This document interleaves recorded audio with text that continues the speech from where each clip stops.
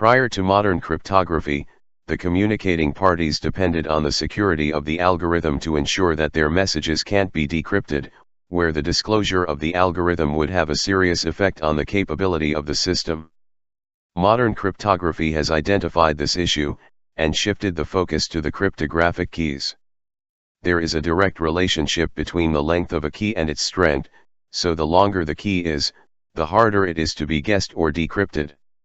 The capability of encrypting messages with longer keys is being facilitated by the advancement in computing power of information systems. This power, however, is also available to the entities trying to decrypt the messages, so it is important to choose the adequate algorithm and key to prevent the computing systems from decrypting a key through a mere brute force attack.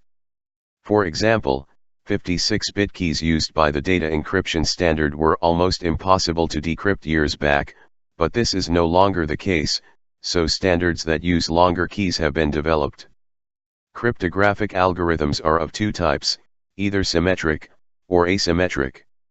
Symmetric key algorithms, sometimes referred to as private or shared key cryptography, rely on the same key to encrypt and decrypt a message.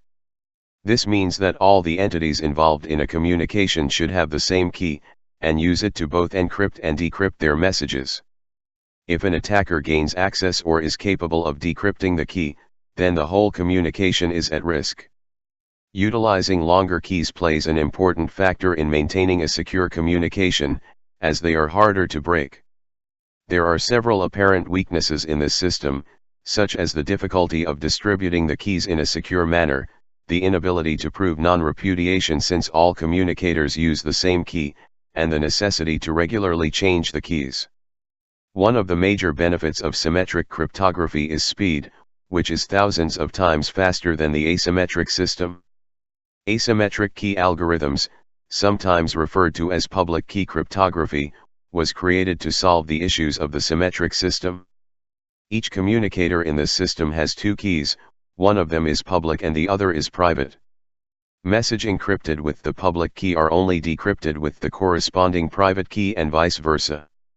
This system facilitates communications over unsecured networks such as the Internet, where if a person wants to communicate with another one, he has to encrypt the message with the publicly available key of the second entity, and then the second entity is the only person capable of decrypting it, since he's the only one in possession of his own private key. This system allows for better scalability when new entities join the communication. Key changes are not required so often unless a key has been compromised, and non-repudiation can be proven since each user has his own private key.